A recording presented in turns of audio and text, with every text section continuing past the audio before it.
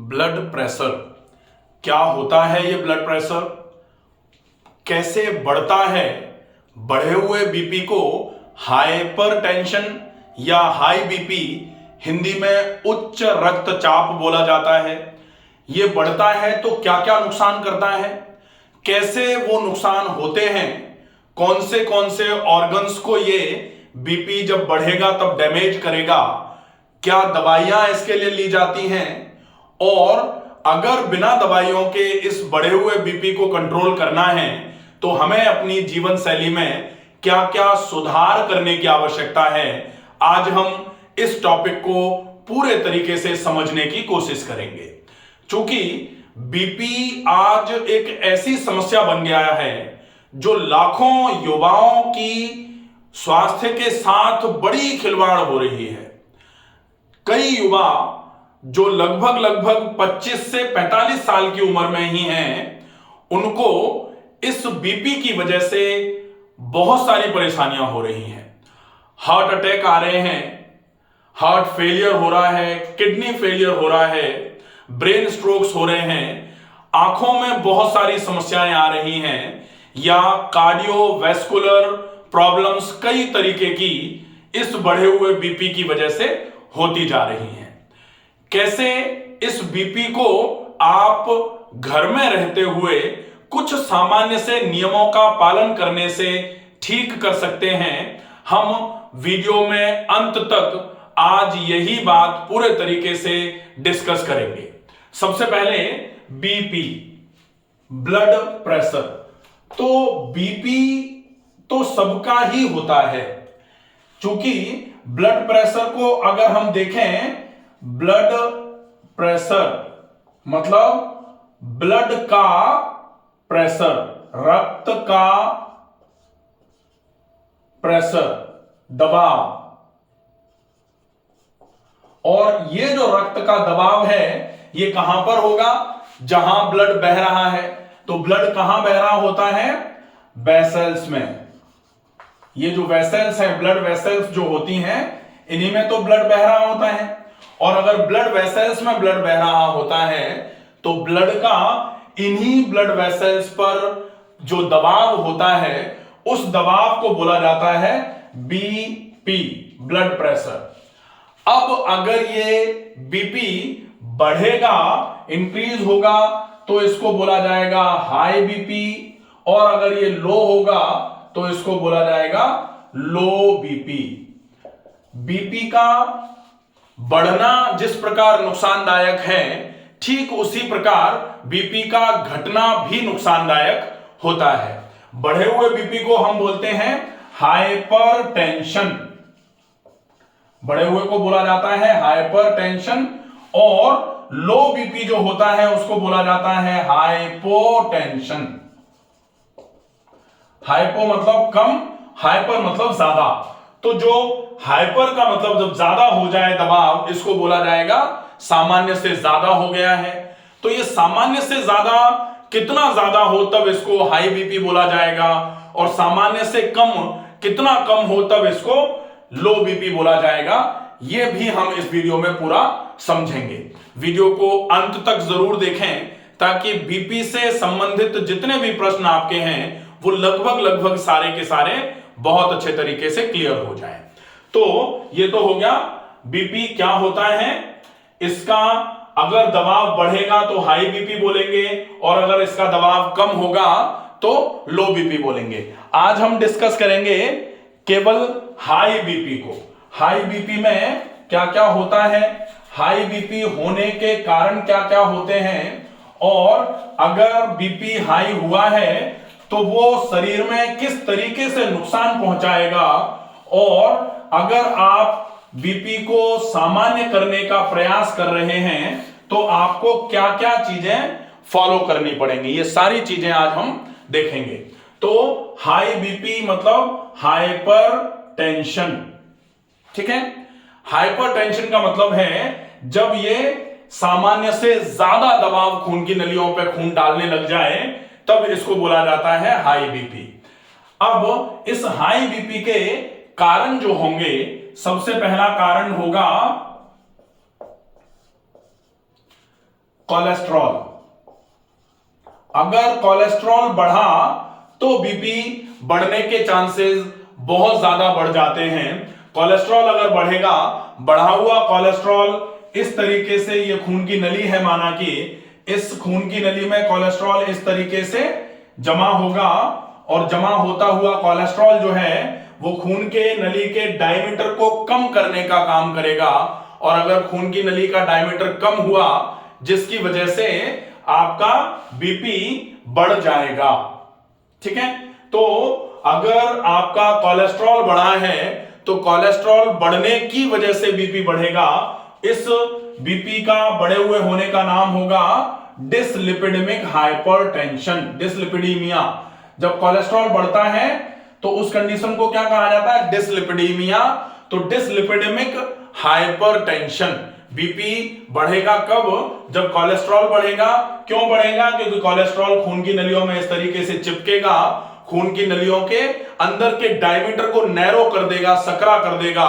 और अगर खून की नली अंदर से सकरी होगी तो उतना ही खून जब उस सकरी नली में से निकलेगा तो प्रेशर बढ़ जाएगा, जिसकी वजह से बीपी का नाम होगा डिसलिपिडेमिक हाइपरटेंशन। अब अगर कोलेस्ट्रॉल के बढ़ने की वजह से बीपी बढ़ा हुआ है और यहां आप कोई भी चीज करते रहें, जब तक आप अपने इस कोलेस्ट्रॉल को ठीक नहीं कर लेंगे, जो कोलेस्ट्रॉल वेसल्स में चिपक रहा है उसको आप निकाल नहीं लेंगे, तब तक बीपी पूरे तरीके से ठीक नहीं होता है। दूसरा कारण जो होता है बीपी के बढ़ने का वो होता है मोर इनटेक ऑफ सॉल्ट, नमक का ज्यादा उपयोग या मसालों का ज्यादा उपयोग। अगर नमक और मसाले ज्यादा मात्रा में लिए जाते हैं, ऐसी कंडीशन में क्या होता है? नमक शरीर में पानी को भरने का काम चालू कर देता है। पानी जैसे जैसे खून में मिल करके खून के वॉल्यूम को बढ़ाने का काम करेगा। खून का वॉल्यूम बढ़ता है तो बोला जाता है हाइपर वॉल्यूमिक। हाइपर मतलब बढ़ा हुआ, खून का वॉल्यूम बढ़ेगा तो हाइपर वॉल्यूमिक हाइपरटेंशन। जब बीपी बढ़ रहा है, कारण क्या है? ब्लड का वॉल्यूम बढ़ा, ब्लड का वॉल्यूम बढ़ेगा। अगर सोर्स ठीक है, वेसल्स ठीक है, लेकिन अगर पानी, जैसे आप किसी भी एक नली में पानी ये नल से लगा करके पाइप से पानी मान लो गार्डन में दे रहे होते हैं, अगर आपकी नली बिल्कुल वैसी ही है, आपका सोर्स जो है वो बिल्कुल ठीक है, लेकिन अगर वॉल्यूम पानी का किसी भी तरीके से बढ़ा हुआ होगा तो आपका पानी का प्रेशर बढ़ जाएगा नली पर। ठीक ऐसे ही अगर वाटर वॉल्यूम बढ़ने की वजह से यहां आपके पानी का दबाव बढ़ेगा नली पर, तो यहां पर खून की नली में खून का वॉल्यूम बढ़ने की वजह से बीपी जो है वो बढ़ा हुआ हो जाएगा। तो ये दूसरा कारण हो गया बीपी के बढ़ने का। तीसरा कारण होता है स्ट्रेस, तनाव। तीसरा कारण है तनाव। तनाव की वजह से क्या होगा? वैसोकंस्ट्रिक्शन होता है। तनाव जैसे ही ज्यादा होना चालू होगा, खून की नलियां सिकुड़ना चालू हो जाती हैं और ऐसे बढ़े हुए बीपी को बोला जाता है स्ट्रेस इंड्यूस्ड हाइपोटेंशन। अगर किसी को लंबे समय से नींद नहीं आई है तो उसकी वजह से, जो नींद नहीं आने की वजह से बीपी बढ़ेगा, इसको भी स्ट्रेस इंड्यूस्ड हाइपोटेंशन की कैटेगरी में रखा जाता है। अब चौथा कारण होगा कार्डियक रीजन की वजह से। अगर रीजन हार्ट है तो फिर कार्डियक कोई भी प्रॉब्लम जो होगी उसकी वजह से बीपी बढ़ेगा।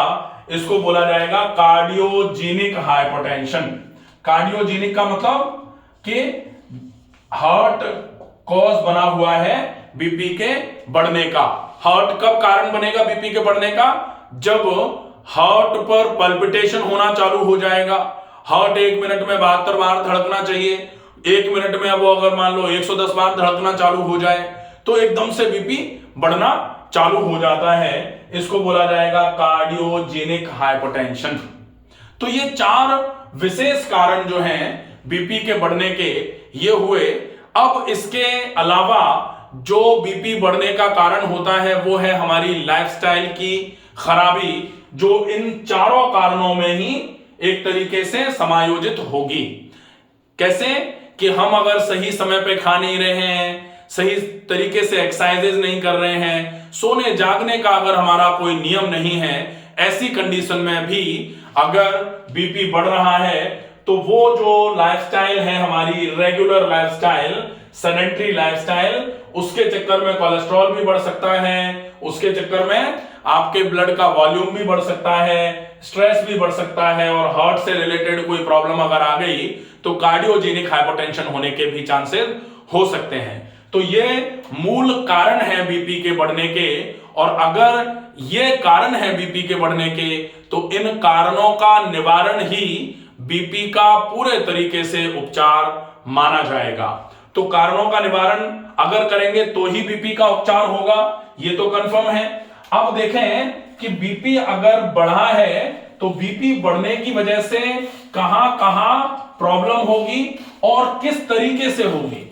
तो सबसे पहले बीपी बढ़ा है तो वो आपके हार्ट पे प्रॉब्लम कर सकता है।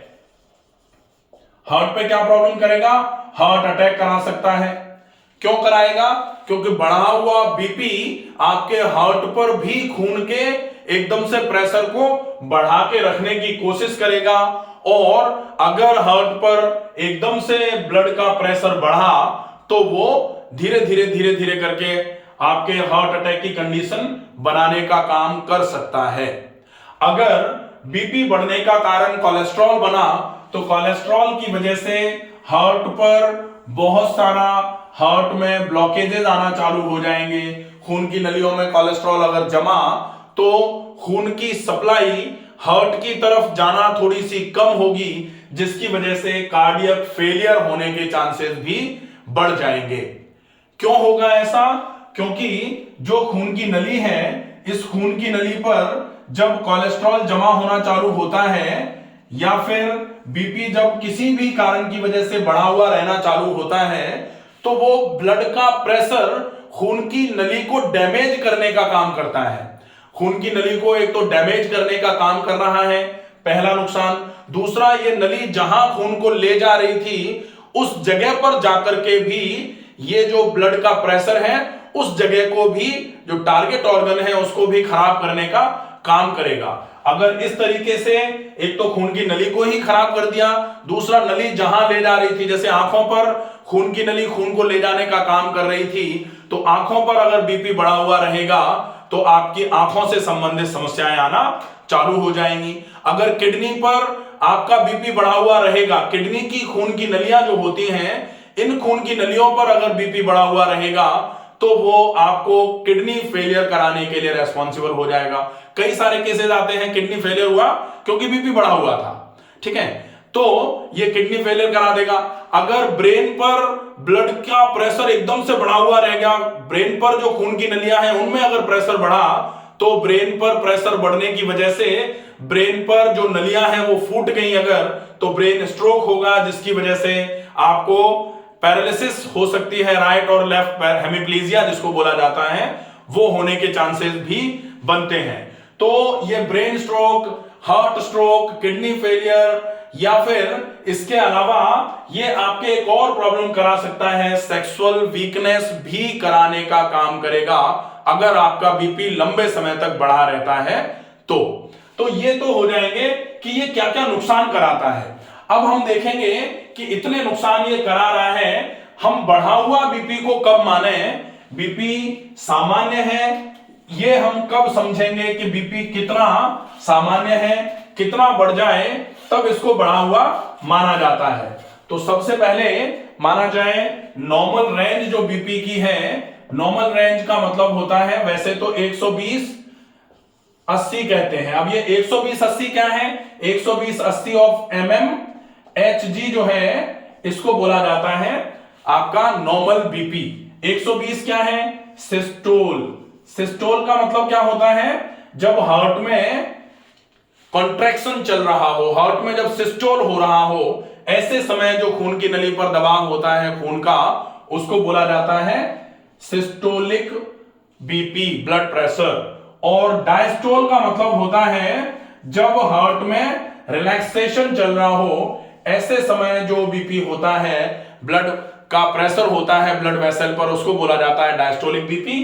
तो सिस्टोलिक बीपी आपका 120, डायस्टोलिक बीपी 80 हो, इसको आइडियल बीपी माना जाता है। अगर ये 110 से लेकर के 130 तक ऊपर का और 76 से लेकर के 84 तक नीचे का, मतलब ये सिस्टोल, और ये अगर डायस्टोल है तो इसको भी नॉर्मल बीपी के कैटेगरी में रखा जाता है। अगर 110 से कम हुआ, 110 मतलब 110/76 से अगर कम हुआ, जैसे 100 और 70 आया तो इसको लो बीपी की कैटेगरी में लिया जाएगा। 140 और 90 आया तो इसको हाई बीपी की कैटेगरी में लिया जाएगा। तो नॉर्मल रेंज ये हो गई, लो 110 से नीचे सिस्टोल और 76 से नीचे डायस्टोल अगर है तो लो बीपी माना जाएगा, और अगर 130 से ऊपर और 90 से ऊपर 140 और 90 आ रहा है तो हाई बीपी को ही कंसीडर किया जाएगा। हम ये बात दूसरी है कि मेडिसिन कितने बीपी के बाद लेना चालू कर दें हाई बीपी के लिए, और अगर हम मेडिसिन नहीं ले रहे हैं तो ये बीपी हमारा क्या क्या नुकसान कर रहा होगा। अब हम देखेंगे कि अगर ये बीपी ज्यादा हुआ और ज्यादा बीपी होने के बाद हमारे किन किन सिस्टम्स को बहुत ज्यादा नुकसान पहुंचाने का काम कर सकता है। तो सबसे पहला नुकसान जो पहुंचेगा वो पहुंचेगा बीपी अगर हाई हुआ है तो हाई बीपी हमारे ब्लड वेसल को ही नुकसान पहुंचा देगा, खून की नली को ही। खून की नली को सबसे पहला नुकसान क्यों पहुंचेगा? क्योंकि बीपी का मतलब क्या है, ये ब्लड है, ये ब्लड वेसल है पूरी। अब इस ब्लड वेसल पर ये जो दीवारें हैं, इन दीवारों पर ये जो इसमें खून बह रहा है, इस खून का जो प्रेशर है अगर ये बढ़ेगा, ऐसे करके दीवारों पर प्रेशर बढ़ेगा तो ये दीवारों को डैमेज करने का काम करेगा, और अगर ये डैमेज होना चालू हो जाएंगी तो धीरे धीरे करके डैमेज होती हुई इन खून की नलियों में अंदर की तरफ जल्दी जल्दी कोलेस्ट्रॉल जमना चालू हो जाएगा अगर आपके कोलेस्ट्रॉल का स्तर बढ़ा हुआ है तो, और उसकी वजह से कार्डियोवैस्कुलर डिसीजेज होना चालू हो जाएंगी। तो पहले नंबर पर नुकसान कहां कर रहा है हाई बीपी? ब्लड वेसल्स में।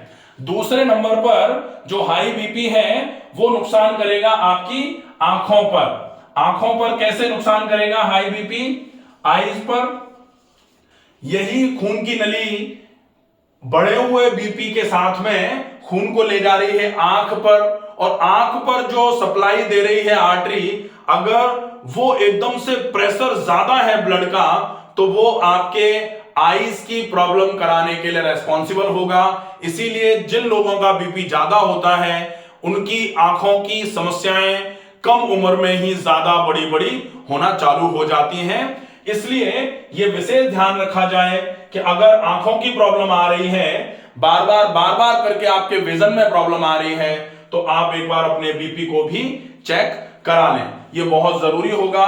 तीसरे नंबर पर ब्लड जो है प्रेशर जब ज्यादा होगा तो खराब करेगा किडनीज को।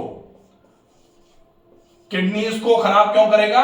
क्योंकि अगर बीपी ज्यादा हुआ तो ब्लड फिल्ट्रेशन के लिए किडनी के पास जा रहा है, अगर उस वेसल में प्रेशर ब्लड का ज्यादा हुआ तो फिर जहां फिल्ट्रेशन होता है जिसको नेफ्रॉन बोला जाता है, उस नेफ्रॉन पर अगर खून का दबाव ज्यादा होगा जिसकी वजह से किडनी उस दबाव के चक्कर में अपनी कार्यक्षमता के हिसाब से काम नहीं कर पाएगी, धीरे धीरे करके किडनी की कार्यक्षमता कमजोर होना चालू होगी। फंक्शनल एबिलिटी किडनी की जो है जब खराब हो जाएगी तो किडनी फेलियर के चांसेस बनेंगे, और ये केस हो जाएगा आपका CKD, क्रॉनिक किडनी डिजीज या हाइपोटेंसिव किडनी डिसीज, ये होगा आपका। तो किडनी।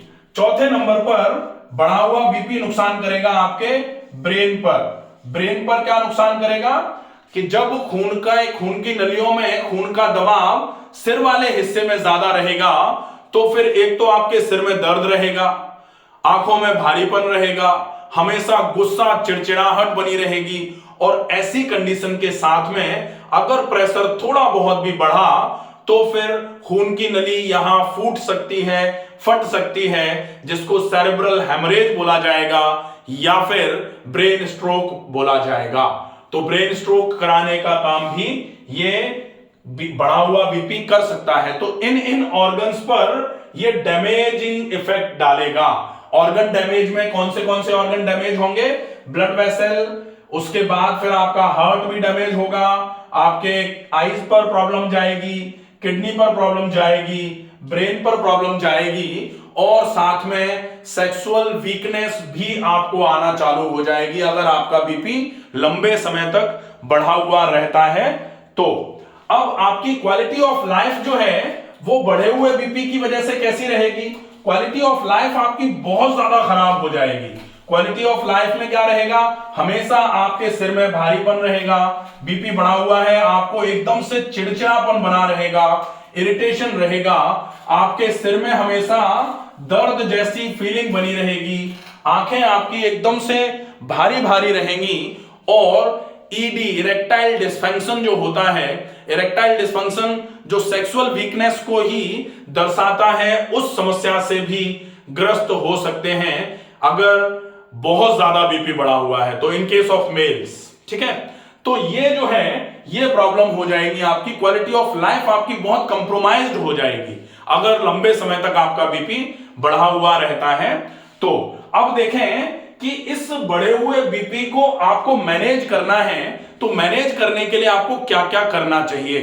अगर बढ़े हुए बीपी को मैनेज करना है तो मेरे हिसाब से इंस्टेंट आपको बीपी जैसे ही बढ़ रहा है, तो बीपी बढ़ने से क्या हो रहा है? बीपी बढ़ने से आपके ऑर्गन डैमेज हो रहे हैं। आपने देखा कौन से ऑर्गन डैमेज हो रहे हैं? उन ऑर्गन डैमेज को बचाने के लिए आप इंस्टेंटली सबसे पहले तो अगर जरूरत लग रही है, बीपी बढ़ा हुआ है और आपका बीपी आपके प्रयासों के बाद कंट्रोल नहीं हो पा रहा है, तो मेडिसिन लेकर के आप कंट्रोल करने का काम करिए।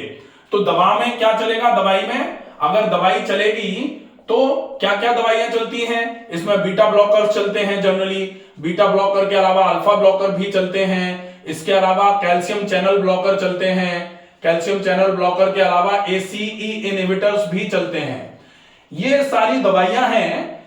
इन दवाइयों का काम जो होता है वो बीपी को कंट्रोल करना होता है। इन दवाइयों का काम कैसे, ये दवाइयां कैसे काम करती हैं? तो सबसे पहला काम जो है वो ज्यादा से ज्यादा यूरिन का प्रोडक्शन करा करके बीपी के जो बढ़े हुए बीपी को कम करने का प्रयास किया जाता है, क्योंकि वॉल्यूम ज्यादा से ज्यादा ब्लड का जो था, हाइपर वॉल्यूमिक हाइपरटेंशन हो रहा था, ऐसे केस में ज्यादा से ज्यादा मात्रा में यूरिन का फॉर्मेशन करा करके बीपी को, जो हाइपर वॉल्यूम ब्लड का वॉल्यूम जो बढ़ रहा था उसको कम करके बीपी को नॉर्मल कराया जाता है। दूसरा, फ्लूइड का इनटेक जो है, फ्लूइड का अपटेक जो है, इंटेस्टाइन से जो एब्जॉर्प्शन है उसको कम कर दिया जाता है। उसकी वजह से वॉल्यूम जो ब्लड का है वो कम रहेगा, जिसकी वजह से आपका बीपी कम होना चालू हो जाएगा। साथ में जो वेसल्स हैं, वेसल्स को रिलैक्स कराने का काम कर दिया जाएगा। अगर वेस्कुलर रिलैक्सेशन रहेगा तो जो वेसल एकदम से कॉन्ट्रैक्ट होने की वजह से, सिकुड़ने की वजह से बीपी बढ़ रहा था, अगर वेस्कुलर डायलिटेशन बना रहेगा, वेस्कुलर रिलैक्सेशन बना रहेगा, तो फिर आपका बीपी ज्यादा परेशान नहीं कर पाएगा, आपको हाई बीपी आपका प्रॉब्लमेटिक नहीं बनेगा। तो ये दवाइयां इस तरीके से बीपी को मैनेज करने का काम करती हैं। कभी कभी जैसे स्ट्रेस इंड्यूस्ड हाइपोटेंशन है तो कुछ ऐसी दवाइयां दी जाती हैं जो स्ट्रेस रिलीवर्स होती हैं या स्लीप इंड्यूसर्स दी जाती हैं, तो आपको थोड़ा तनाव थोड़ा कम होगा। उसकी वजह से जो लगातार रिपीटेशन ऑफ थॉट्स की वजह से बीपी बढ़ रहा था वो आपका कम होना चालू हो जाता है। तो ये हो जाएंगी बेसिकली इन दवाइयों का काम किस तरीके से होता है ये आप देख लेते हैं। इसके अलावा आप अब देखें कि अगर ये दवाइयां आप ले रहे हैं तो इन दवाइयों का, सामान्य तौर पर इन दवाइयों को लेने से लोग बचते हैं क्योंकि दवाइयों का साइड इफेक्ट है। तो दवाइयों का साइड इफेक्ट क्या हो सकता है? दवाइयों का साइड इफेक्ट हो सकता है आपको डायरिया हो जाए, हो सकता है आपको थोड़ा हेडेक थोड़ा ज्यादा रहना चालू हो, क्योंकि साइड इफेक्ट के रूप में हो सकता है थोड़ा लिवर पर प्रॉब्लम आए, थोड़ा सा हल्की सी प्रॉब्लम, आपको गैस्ट्रोइंटेस्टिनल ट्रैक्ट जो है वो इरिटेटेड फील करें, ये जो है मूल साइड इफेक्ट हो सकते हैं। दवाइयों के कॉन्स्टिपेशन के रूप में भी साइड इफेक्ट आपको मिल सकता है। लेकिन आप देखें, ये तो है दवाइयों के साइड इफेक्ट, और अगर दवाइयां नहीं ले रहे हैं तो कौन से ऑर्गन डैमेज हो रहे हैं। ब्रेन पर डैमेजिंग इफेक्ट आ सकता है, हार्ट पर आ सकता है, आपकी किडनी डैमेज हो रही है, आपकी आंखें डैमेज हो रही हैं। तो इन ऑर्गन्स को डैमेज होने से बचाने के लिए आप सबसे पहले बीपी को कम करने की कोशिश जैसे कर सकते हैं करिए। आप आयुर्वेद की दवाई लीजिए, आप होम्योपैथी की दवाई लीजिए, आप और कोई दवाइयां लीजिए, साथ में प्राकृतिक जीवन शैली का उपयोग करिए। लेकिन अगर इससे बीपी कम नहीं हो रहा है तो आप तुरंत मॉडर्न साइंस, मॉडर्न मेडिसिन में जाकर के दवाइयां लीजिए, बीपी कंट्रोल करिए।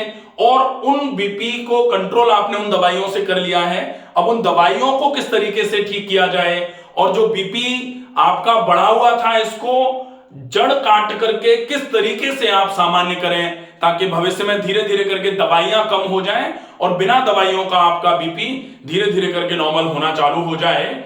इसके लिए आप सामान्य तौर पर अच्छी आहार प्रणाली का उपयोग कर सकते हैं। आप सही व्यायाम, आपके लिए कौन सा व्यायाम सही है उस व्यायाम का उपयोग कर सकते हैं। आप जीवन शैली में कौन से परिवर्तन आपके लिए जरूरी हैं उनका ध्यान रख सकते हैं। उसका कंप्लीट फॉलोअप जो होगा वो आपके बीपी के कारणों के ऊपर डिपेंड करेगा कि आपके बीपी के बढ़ने का कारण क्या था। उसके हिसाब से कस्टमाइज्ड प्लान आपको बताया जा सकता है। तो आप हमसे या हम जैसे किसी जो नेचुरोपैथी के डॉक्टर हैं या जो लाइफस्टाइल करेक्ट करके बीमारियों को दूर करने का काम कर रहे हैं, ऐसे लोग हैं, उनसे मिलकर के अपना पूरा कंप्लीट फॉलोअप रूटीन जो है बीपी के अकॉर्डिंगली बनवा सकते हैं और उसको फॉलो करके अपने बढ़े हुए बीपी को पूरे तरीके से खत्म कर सकते हैं। ये आप अच्छे तरीके से समझें कि बीपी अगर बढ़ा हुआ है तो आप उसको समय रहते बिल्कुल ठीक कर लें, नहीं तो वो बढ़ा हुआ बीपी आपके लिए बड़ा नुकसानदायक सिद्ध हो सकता है। स्वस्थ रहिए, सुरक्षित रहिए। धन्यवाद।